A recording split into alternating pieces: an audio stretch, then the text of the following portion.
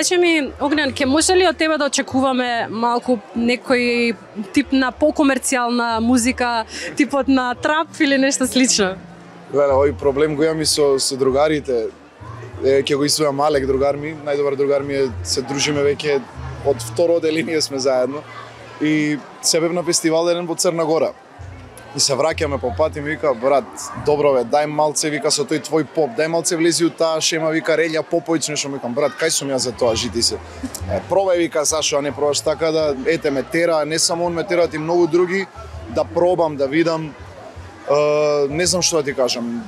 Сега за сега сум, како да го кажам, ова не е некоја комфорт зона, така викаат они, ти су комфорт зона, не сум ја комфорт зона, него тоа поп музиката е мојата прва љубов.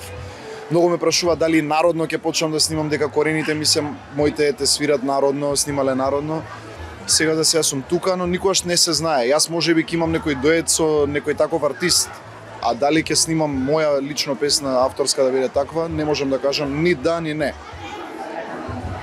Kiss, Marry or Kill. Ќе ти набрам 3 имиња, ти да ми кажеш.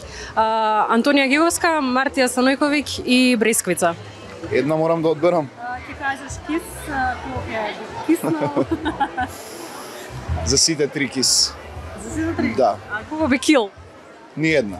Сите 3 ми се драги колешки, Антонија и Мартија посебно. Бресквица не ја знам, не сме се запознале. Двете ми се супер. Се почитуваме, добри сме, окей сме, така да за сите 3 Kiss. Ке ми набраиш ли топ 3 женски и топ 3 машки вокали од Македонија? Од Македонија? Каролина Гочева и сега да не ме ругаат, чекај, они две ми се на памет од женски. Антонија, Мартија, ете, 4-5 и сите останати, а од машки вокали Димитар Андоновски. Диме, врати се, почни да снимаш што побрзо. Пак нова музика. Димитар Андоновски, може да биде и од народна бранша. Наум Петревски.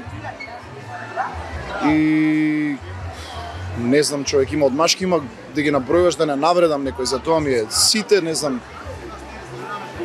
Тоше. И Тара. Тара, да, ете, Тара, Тоше превезе. Да. Кажи ми, ако твојот живот би бил филм, кој жан би бил? Трагедија, комедија или драма? Или трилер? Све во едно, сите што ги наброја. Не знам, моментално ми е убав животот, во моментов ми е како некоја акција, трилер со комедија и драма, све мешавина, ама убаво ми е. Така да, ако морам да бирам, би сакал да ми биде животот со смеа, комедија. Бидејќи тоа едноставно ни го продолжува животот. Имаш ли некое барање, најчудно барање од фан што ти го има упатано? Сум имал многу такви барања, посебно еден период кај што пев на тоа надпреварувачко шоу во Србија, кога се заврши се тоа, стварно бевме актуелни и не знаеа многу и едноставно добивавме по милион пораки и сега ти враќаш на сите, се трудиш, исполнуваш кој што сака, но имаше некои што претеруваат и секако дека никош не сум изигнорирал никој, нема ни да изигнорирам, не сум јас таков, но имало многу такви решавки што не можам ни сега да извојам како што точно имало. Некои непријатни понуди?